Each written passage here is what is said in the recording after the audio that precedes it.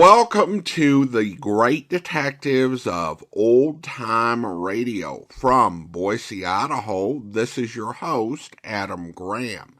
In a moment, we are going to bring you this week's episode of Dragnet. But first, I want to encourage you, if you're enjoying the podcast, please follow us using your favorite podcast software. Today's program is also brought to you in part by the financial support of our listeners. You can support the show by mailing a one-time donation to Adam Graham, P.O. Box 15913. That's P.O. Box 15913, Boise, Idaho 83715. Or become one of our ongoing Patreon supporters for as little as $2 per month. But now, from September 20th, 1951, here is The Big Sour. Ladies and gentlemen, Dragnet has a very important announcement for all of you at the close of tonight's program.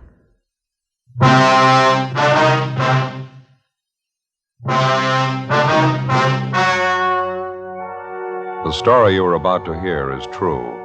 The names have been changed to protect the innocent.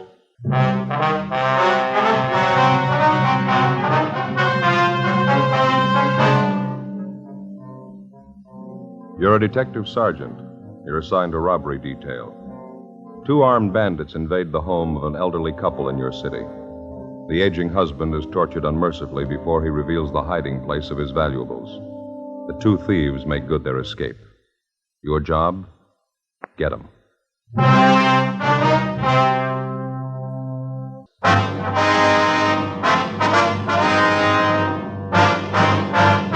Dragnet, the documented drama of an actual crime. For the next 30 minutes, in cooperation with the Los Angeles Police Department, you will travel step by step on the side of the law through an actual case transcribed from official police files. From beginning to end, from crime to punishment, Dragnet is the story of your police force in action. It was Saturday, October 3rd. It was hot in Los Angeles. We were working the day watch out of robbery detail. My partner's Ben Romero. The boss is Harry Didion, captain of robbery. My name's Friday. It was 11:38 p.m. when I got to Georgia Street Receiving Hospital, room 5, treatment room. Joe? Hi, how's it going, Ben? We're not going to be able to talk to him any more tonight. Doctor said maybe late tomorrow morning. How's the old man making out? He's resting a lot better. Doctor gave him a sedative. Old fella sure had a rough time. Well, how about since I've been gone? Did he tell you anything else? No, just kept repeating the same thing. 2 guys forced their way into his house, beat his wife, tortured him, took all their jewelry. That's about it. Yeah. Well, I put in a call to the office. I got a broadcast out on the information that we have. There's not much to go on. We should be able to pick up a little something more tomorrow. Doc said it's been a long time since he's seen anything like this, where they worked the old man over. What'd they do to the fellow's hands, anyway? The doctor able to tell? He thinks they used a hat pin on him, something like that. It's sharp and thin. At least a dozen wounds in both hands. He's pretty badly burned, too. Yeah. It's hard to imagine somebody that cold-blooded. 71-year-old man, soles of his feet a mass of burns. Wonder his heart stood up through the beating I gave him. Has he got a weak heart? He's had a little trouble, yeah. Terrific shock going through something like this at his age. Well, maybe we better check back at their house, huh? See how the old fellow's wife is doing, huh? Yeah, right. How's it shape up for you? Well, there's not an awful lot to go on yet. It wasn't a shot in the dark. I think we can count on that. Whoever the thieves were, they had some kind of an inside tip. The old man and his wife, well, they don't put up much of an appearance. You wouldn't be apt to figure that they had $3,000 or $4,000 in jewelry put away at home, would you? Maybe his wife might have some ideas. Sure is a lousy shame. Yeah. Yeah, you might halfway understand that they just held him up, but working him over the way they did. There was no sense to it at all. Trying to show off what a couple of rough bums they are, maybe that's it. Well, then let's do them a favor. Let's show them what it costs. Ben and I got in the car and drove back to the Westlake Park area to the home of the robbery victim, 71-year-old Wendell McClung, and his wife, Catherine McClung. It was a 1-story wooden frame building, gray shingled, a typical modest 4-room bungalow. The men from Unit 31R who'd answered the robbery call were still there, standing by. Another pair of men from robbery detail, Powers and Gonzalez, were checking the neighborhood for possible leads on the suspects. Inside the house, Ben and I found Mrs. McClung propped up in an easy chair in the living room. She was a small, chubby woman, gray-haired, looked to be in her 50s. We assured her husband's condition wasn't critical. Outside of a small bruise on her forehead and a case of nervous upset, she seemed to be all right. In recounting the story of the holdup, Mrs. McClung told us the two bandits rang the front doorbell and forced their way into the house at gunpoint shortly before 8 o'clock that night. How about the color of their hair, ma'am? Their weight and height? No, I hardly saw a thing. Just that one look at them when they first pushed their way in. Well, how was that? They blindfolded you? Guess they might just as well have. You see, when they started to hit Wendell, my husband Wendell, knock him down, I went after them, and one of them slapped me right across my face and knocked my glasses off. I see. I reached out to find them, but before I did, I guess one of those gangsters stepped on them. $35 glasses, broke both of the lenses, just ruined the frames. Oh, look at that. Of course, I can't see a thing without them, and that's why I say I might as well have been blindfolded. And you didn't have a chance to notice what kind of clothes they had on and what they looked like at all? No, they weren't shabby, I know that. Pretty well dressed, if memory serves. Both of them in dark suits. If only they wouldn't have broken my glasses. How about their voices, Miss McClung? Anything unusual about the way they talked? Anything that they might have said? Miss McClung? No, I was just thinking. One's name was Sam, I remember that. The other one had sort of an accent of some kind, maybe from the Midwest or maybe Texas, one of those funny people. Oh, funny people? How do you mean, ma'am? Well, you know, something like a cowboy or a farmer, that funny kind of talk. I see. Well, I guess I really should be inside fixing you men a cup of tea. Maybe if you'd just help me up That's here. all right, ma'am. You just sit there. When my sister Dolly gets here, it shouldn't be too long. I'll have her fix something. There's no need to bother, ma'am. We'd like to have you tell us this if you can. Did your husband do anything at all to provoke the two men? I mean, did he call out for help or try to get to a phone, anything like that? And it was the jewelry we had, Wendell and I, just those few pieces. The two men seemed to know all about it, just as if they had a list of the things. That's all. Yes. When they first came in, they took my engagement ring and old brooch that belonged to my mother I was wearing. Then they got Wendell in that chair over there and tried to make him tell where our other things were. Well, now, is it pretty common knowledge around the neighborhood here that you and your husband own expensive jewelry, ma'am? No, I don't think so. What the men seemed most interested in was Wendell's ring, his diamond signet ring. It was a beautiful thing, 4 carat. Yes, ma'am. We've got a description on that. That was when they tried to force your husband to tell them where it was hidden, is that right? I never thought anybody'd be that cruel, officer. Downright cruel. They burned his hands and his feet, kept hitting him in the face with their fists. It was just terrible. Poor Wendell. He finally had to tell them. I see. They went and found the things, and then they came back in here and ripped out the phone. Warned us not to move. Mm-hmm. And then they left. I just broke down and cried, officer. To see poor Wendell there, the way they abused him. Yes, ma'am, we understand. You're sure he's going to be all right? What did the doctor say? Well, he said there's no danger, ma'am. Mr. McClung's resting comfortably now. Well, that must be my sister You want to Dolly stay right now. here with Miss McClung, Ben? I'll get that. Yeah, all right. Joe, Hi, Jess. You and Powers do any good? I've been checking through the neighborhood 3-4 blocks around. Not an awful lot. A lot of people know the McClungs. Few of them know about their having jewelry. None of them saw anything unusual going on tonight. The thieves used a car, we know that. Didn't anybody at all spot it? I'm not sure, but there's one possibility. Some of the neighbors said a young kid was peddling magazines down this block tonight, just about the same time as a robbery. He might have spotted Well, that's something. fine. Where is the boy? Where does he live? Well, that's what we asked the neighbors. Yeah. Nobody knows. A supplementary broadcast in an APB was gotten out containing what description we had on the two hold-up men, plus descriptions of each article of jewelry taken from Mr. and Mrs. McClung. The following morning, along with Jess Gonzalez and Johnny Powers, we continued canvassing the immediate neighborhood of the hold-up. The only thing we got was a fair description of the boy who'd been selling magazines the night before in the vicinity of the McClung house, and also the names of the magazines he was peddling. Monday morning, 9 a.m., we got in touch with the local distributor for the publications, got a list of 5 boys who sold for them in that general area, and started checking them out. Third on the list was a Bill Newsom, a sophomore student at a nearby parochial high school. He lived a half a dozen blocks from the McClungs. We checked at his house, but his mother told us he wasn't at home. I'm sure Billy won't be long. Thank you, ma'am. Right in here, officers. Let's go ahead. Thank you. Sit down, won't you? Thank you very much. It must be him now. Billy, in here. Yeah, Ma. Come in here, Bill. 2 police officers to see you. Huh? Bill, this is Sergeant Friday and Sergeant Romero, my son Bill. How you doing? Would you excuse me? I'm going to have to start fixing dinner. You go right ahead and have your talk with Bill. I'll be out in the kitchen. All right, ma'am. Thank you very much. You speak right up now, Bill. Try and help the officers all you can. How can I help you? What's it all about? We understand you have a magazine out in the neighborhood, Bill. Your mother tells us you were out selling this last Saturday night. Yes, sir, that's right. Thursdays and Saturdays, they're my regular nights. Mm-hmm. I don't really sell, though. How do you mean, son? Well, you see, I line up all my customers ahead of time. I got a regular list of people they buy from me every week. I don't do any door-to-door selling. That way it's not much good. I see. Do you have a regular customer on your list with the name of McClung, Bill? That's McClung. Yeah, Mr. McClung. Once a month, he takes a gardening magazine. Comes out the last weekend every month. Were you over near the McClung's place Saturday night? You remember? Yeah, I was. I went right by it. I've got customers all along that block there. Say, this wouldn't be about that robbery. That's right, Bill. You heard about it? After church Sunday, a couple of kids who go to the same school I do, they live right around the McClungs. They heard about it. What time was it when you went by there Saturday night, you remember? Oh, about a couple of minutes after 9, I guess. Maybe a quarter after. When I heard about the robbery on Sunday, I thought maybe I ought to tell somebody about it. I wasn't sure about it, though. You know, I didn't want to be a pest. What do you mean, son? You weren't sure about what? This dark blue sedan I saw parked on the street there, just a couple of houses down from the McClung's place. The reason I even noticed it was because it was a new car, almost a brand new car, but it looked like the license plates on it were kind of old. Mm-hmm. What else? Well, I delivered some magazines to Mrs. Brubaker, and I got my money for them. And then coming down the stairs, I saw these two men. I'm not sure they came out of Mr. McClung's house. It was dark, you know, but I thought that's where they came from.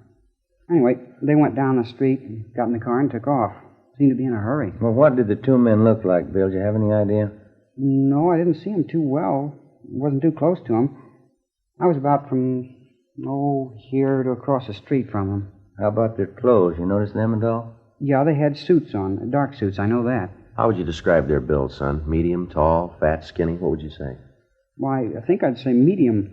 Yeah, both of them medium. Now, about that car, Bill, you said it was a dark blue sedan, new model, and the license plates look kind of old, is that right? Yeah, that's right. That's how I first noticed it parked down by the restaurant. How's that?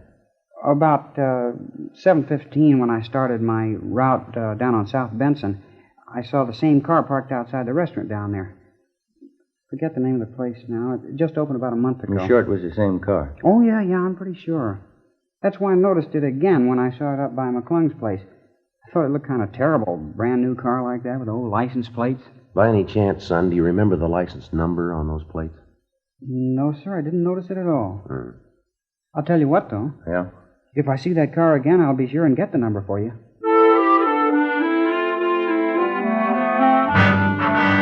Before we left the home of 16-year-old Bill Newsom, we got a complete description of the car which he'd seen parked near the McClung's home on the night of the robbery. He told us it was a 1950 Hudson, four-door sedan, dark blue, white sidewall tires. We relayed the information downtown to robbery detail. After we left the boy's house, we drove to the vicinity of the restaurant on South Benson, where the Newsom boy had first spotted the Hudson sedan. After making the rounds of several bars and coffee counters in the area, we started checking at the restaurant. It was newly opened, just as the boy had described it, full of glass, brick, and fancy modern stonework. The main bar was situated just off the lobby, set apart from the main dining room. We interviewed the head bartender, and he thought he remembered serving two customers, answering the general description of the hold-up men on the previous Saturday night. Not a bad-looking pair. They're in a little early, around 7:15, 7:30. They seem to be all right. Do you remember what they looked like at all? No, I didn't notice them that much, officer. Can you give us some general idea? Or on the young side, I guess. Not more than 28, 30. One of them talked like a Midwesterner, I think. You know, maybe Arkansas, Texas, someplace like that. Well, could you give us any idea what they were wearing? Would you remember both that? had suits on, dark suits. One had on a gray hat, and that's about all I remember. The reason I can place them at all is because Saturday was a pretty slow night at the bar. It's a new place here, you know. It takes a little time to cultivate a trade. Well, did these two men stop for dinner here? Do you remember that? No. They sat right here at the bar and had a couple of beers, and then they left. No dinner. Did you wait on them, sir? Yes, sir, I did. I served them both a bottle of beer, imported Dutch beer. Do you serve quite a bit of that imported beer, do you? No, not here, no. It's mostly cocktail trade. These two fellows are the only ones I remember asking for it. Well, do you remember if the two men handled the beer bottles at all? They handled them? Well, I mean, did you pour it? I filled up their glasses and set the bottle down. I guess they did handle them. They emptied the bottles. I see. But they'd almost have to, wouldn't they? Would you still have those two bottles on hand? Now, let's see. Today's Yeah, I guess I would. They don't pick up the empties till sometime around the middle of the week. We'd like to take a look at them if you don't mind. Oh, sure thing. You guys just want to follow me down the bar here? It's in the storeroom just in back. All right, let's go. It's right back here, officer. Fine. Let's see. Yeah, they're right over here. There you go. Holland label. Only ones in the whole case. The same two I served those fellas. Yeah, I see. What do you think? Fingerprints? Maybe. And as soon as you get the fingerprints, you can pick them up, can't you? Yeah, when we find the men they belong to. Monday, 6 p.m. We called Leighton Fingerprints, and they came out to check the evidence. First, they obtained a set of the bartender's fingerprints to serve as a basis for comparison. Then they dusted each of the empty beer bottles carefully. After the various sets of prints were lifted off the bottles, the men went back to the office to run the sets through, classify their findings, and then turn them over to R&I for further checking. While they worked on it, Ben and I ducked out and had a sandwich and a bowl of soup for dinner. 7:25 p.m. We got back to the city hall. I sure am getting tired of the kind of food that guy serves, Joe. It seems to get worse every time I go in there. It wasn't very good, was it? I'm willing to bet I know his formula for the soup. 2 gallons of hot water and 1 bouillon cube. Well, I've gone and done it before. I may still do it again. What's that? Bring my dinner from home in a paper sack. Pack a thermos full of hot coffee. Be a better deal than across the I street. don't know about that. You remember the last time you had your wife fix you up a thermos full of coffee? Yeah, I almost forgot. Wasn't any better than the stuff across the street. Hi. Where you two been? Hi, Jess. Getting something to eat? Leighton Prince called just a minute ago. Told him I'd give you the message. What's that? Well, the prints they lifted off those beer bottles, checked them through the record bureau. Yeah. Found 2 sets. They made both of them.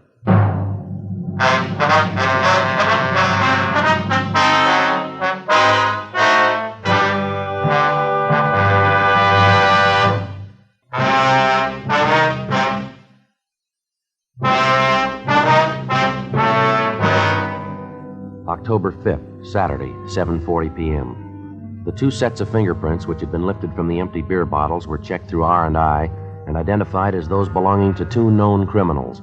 The first was Henry Vincent Moss, WMA, 29 years old. He'd served 2 terms in the county jail for burglary and grand theft auto, and 1 term in San Quentin for robbery. The second was Ernest Robert Windsor, WMA, 28 years old. His home was listed as Little Rock, Arkansas, where he'd twice been convicted on charges of first-degree burglary and served time at the Arkansas State Penitentiary. We pulled the packages on both of the men, checked the last known addresses, but failed to locate either of them. To double-check their identification, we showed mugshots of Windsor and Moss to the robbery and torture victims, Mr. and Mrs. McClung. They gave positive identification of both men. So did the bartender at the restaurant where they'd stopped for the beer. We got out a broadcast and an all-points bulletin on them immediately. We began the routine legwork, checking with all the friends, relatives, and associates who were listed on the mama sheet in each suspect's package. As usual, it was a long, monotonous haul. One of the persons listed as fairly close to Ernest Windsor was an aunt of his, a Mrs. Marie Rolfe, whom we located at her home in the Echo Park district. No, I haven't seen Ernest in almost a year, Sergeant. What is it you want him for? I'd like to talk to you about it a few minutes, Mrs. Rolfe, if you don't mind. I don't know how I can help you. You can come in for a minute if you want. I've got to go out and do some errands pretty soon, though. It's all right, ma'am. Thank you. Right in here. Sit down if you want. Thank you very much. Just got finished taking care of my little children here, giving them nice, clean cages. Good singers. They all canaries, ma'am? Oh, yes. Oscar and Ethel, that's these 2 here. They're both genuine rollers. Their grandfolks came from Germany. Beautiful singers. Wonderful company. Yes, ma'am. My others are pretty, too. They're only choppers, though. Ma'am? Choppers. They're different than rollers. They sing much louder. Maybe not as nicely, but I don't like to play favorites. I like all of them. You have birds, Sergeant? No, ma'am. You should. I think everybody should have a canary in the house. Cheerful, you know. Wonderful company. Don't know what I'd do without mine. About your nephew, Ernest, Ms. Rolfe. Have you any idea at all how we could contact him? As I say, it's been almost a year since I last heard from him. What would this be about, Sergeant? Just a routine investigation, ma'am. We understand that you're quite close with your nephew, that he lived with you for a time. Yes, that's right, he did. When you come right down to it, Ernie's a good boy. He kept bad company, that's what I always said. Got him in trouble 2 or 3 times. I suppose you know that. You live alone here in the house, do you, Ms. Rolfe? Yes, that's right, Sergeant. See, I'm a widow. Husband's gone a good many years now. You don't take in boarders or anyone like that, do Oh, you? no. Just me and my pets here. They're company enough. I wonder if you'd explain that laundry piled up in the bed there in the next room, ma'am. What's that? The men's shirts, stockings, the underwear, they're right there in the bed there. Well, I usually try to keep things in better order than that. Just some laundry I do, Sergeant. Little odd jobs for some of the bachelor men in the neighborhood. I do it as a favor for them. You're sure about that, Miss Raw? Yeah? What do you want Ernest for? Why do you have to chase after him all the time? Persecute him? We're not persecuting him. Ever since he's come here from Arkansas, it's been nothing but police chasing after him. Can't you give Ernie a chance? All he wants is a chance. He told me so himself. We've checked through his record, Ms. Rolfe. He's had all the chances in the world, and nobody's persecuting him. Then why are you chasing him again? Hunting him down? Why don't you leave him alone for a spell? Give him a chance to get a job, do something. Why are you chasing him? Well, this is a robbery charge, Ms. Rolfe. He's been positively identified. He and Henry Moss forced their way into an old couple's home a few weeks back. They tortured the old man, and they beat him till he was unconscious. That's what we want Ernie for. How'd you know it was Ernie? You could have made a mistake. No mistake, ma'am. The victims identified his picture. There wasn't a doubt in their mind. And where is he? You sure that's the truth? You sure it's Ernie again? Yes, ma'am. Again. You can have all the proof you need. And the last time he told me he swore on the memory of his own mother. He swore he wouldn't do anything wrong again. I guess I just don't know, Ernest. Where is he, ma'am? You want to tell us? It's the last time, Sergeant. I'm sorry. Ernie's had his last time. Yes, ma'am. He's sleeping. The room over the garage. You'll find him there. Ernest Windsor was apprehended and placed under arrest. His room was searched, as well as the entire home of his aunt, Mrs. Marie Rolfe. We failed to find a trace of any of the jewelry stolen from Mr. and Mrs. McClung. After we made arrangements for a stakeout on the house, Windsor was taken downtown to the interrogation room, where Jess Gonzalez, Ben, and I questioned him for 5 hours. He refused to tell us anything. At a special show-up, he was positively identified as one of the hold-up men by the two victims. Windsor was booked at the main jail on suspicion of 211 PC. The investigation went on. Every possible lead on the other suspect, Henry Moss, was checked out. We got nowhere. It was obvious that either Moss was in possession of all the jewelry stolen from the McClungs, or it had been hidden away someplace, known only to Windsor and Moss. From time to time, we had Windsor taken from his jail cell for questioning.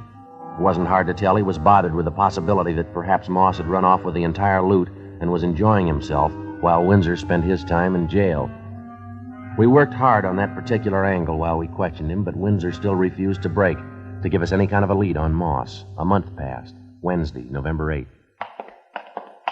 Sure working out into a dull routine. A full month. We got exactly what we started with. Yeah. If we could only get Windsor to break it, it'd sure do a lot toward wrapping this thing up, wouldn't it? I don't know what he figures he's going to gain, but keep him quiet. Yeah.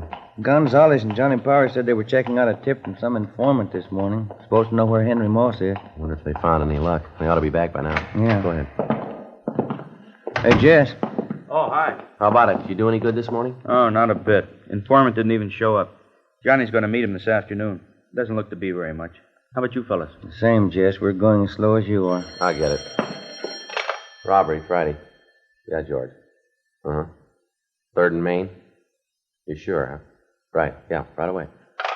Well, maybe we got a break. What is it? Henry Moss. He tried to hock a ring at a pawn shop, 3rd and Main, about 20 minutes ago. You make it? Well, the pawnbroker stalled him. He didn't know for sure that the guy was hot. Well, how's it stand? Moss said he'd come back to close the deal. When? Half an hour. 11:55 a.m. A special detail of men, including Gonzalez and Powers, Ben and myself, were sent to cover the pawn shop near 3rd and Main. Gonzalez and Powers staked out in stores adjoining the place. Ben and I were stationed inside the pawn shop. Another team of men covered the rear exit. We waited. The suspect, Henry Moss, failed to show at the appointed time. We kept waiting. 1 p.m., 1:30. No sign of him. At 1:45 p.m., a young-looking, dark-haired man in a neat gray suit entered the shop and approached the manager at the rear counter. There wasn't any mistaking him. Henry Moss. He surrendered himself without even protesting. We took him to the city hall, to the interrogation room, where we started to question him. Meantime, Gonzalez and Powers located the apartment where the suspect had been staying. His rooms and personal belongings were searched, and every piece of the missing jewelry recovered.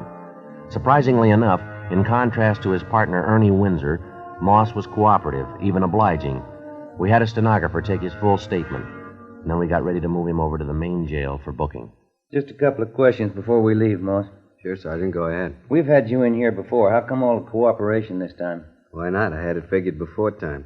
If you got me, you'd have everything you need on me. Wouldn't do much good putting in a beef, would it? Whose idea was it to start with, Moss? The hold-up deal. Yours, or was it Windsor's? Both of us, I guess. I didn't want to get rough with the old man. I mean, the way Ernie did. That part I didn't like. All I wanted was the loot. Ernie just lost his head. Too bad. All right, you ready to go? Any time, Sergeant. Hey, I wonder if I could ask a favor. What's that? Well, it's going to get a little tough in there in that jail. Wonder if we couldn't stop for a good steak and some French fries first, huh? Maybe some good restaurant around here? No, it won't work, Moss. You know I wouldn't try anything. You put your order in a long time ago, mister. What do you mean? When you worked over that old couple. Yeah? That's when you ordered jail food.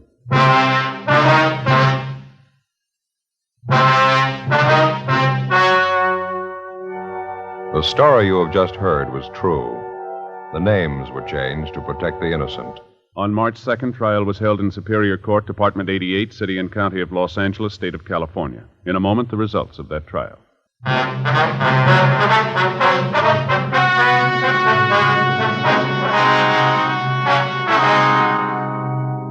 Ernest Windsor and Henry Moss were tried and convicted on one count of first-degree robbery and one count of assault with intent to do great bodily harm. Both men are now serving their terms in the state penitentiary. First-degree robbery is punishable by imprisonment for no less than 1 nor more than 10 years. Ladies and gentlemen, the lives of millions of ragged and helpless Koreans depend on the unneeded clothes in your closet. Help these men, women, and children live through the winter. Send your clean, unneeded clothing and shoes prepaid directly to the Ark, Maspeth, New York, or the Ark, Oakland, California.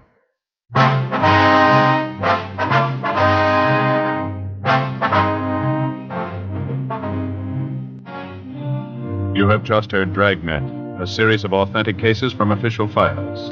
Technical advice comes from the Office of Chief of Police W.H. Parker, Los Angeles Police Department.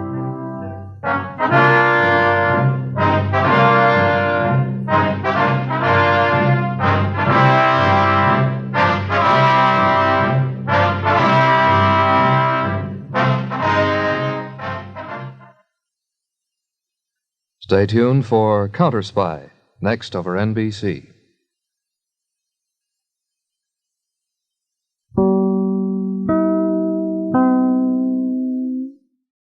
Welcome back. You definitely have to appreciate their angers at the actions of the robbers. They were very cruel and cowardly, and you can understand why they would not grant this request. Although I do have to remember the big cast where they took a serial killer to a health food restaurant and he was able to order a really nice meal. Of course, he hadn't given his confession. So the moral of the story might be, if you're a criminal wanting one last nice meal before years of prison food, make the request before you've given the police everything they want. Particularly when you've done a violent crime with which they are going to have no sympathy whatsoever. All right, well, now it's time to thank our Patreon supporter of the day. And I want to thank Robert, Patreon supporter since March, currently supporting the podcast at the detective sergeant level of $7.14 or more per month. Thanks so much for your support, Robert. And that will do it for today. If you're enjoying the podcast, please follow us using your favorite podcast software. And be sure to rate and review the podcast wherever you download it from. We'll be back next Thursday with another episode of Dragnet, but join us back here tomorrow for yours truly, Johnny Dollar, where... Here, sir, there's a picture of him. In this group photograph taken on the occasion of our 100th anniversary. I feel like I ought to yell beaver. I'm afraid his mighty shock of hair and magnificent beard misled me back in 1941 when I hired him.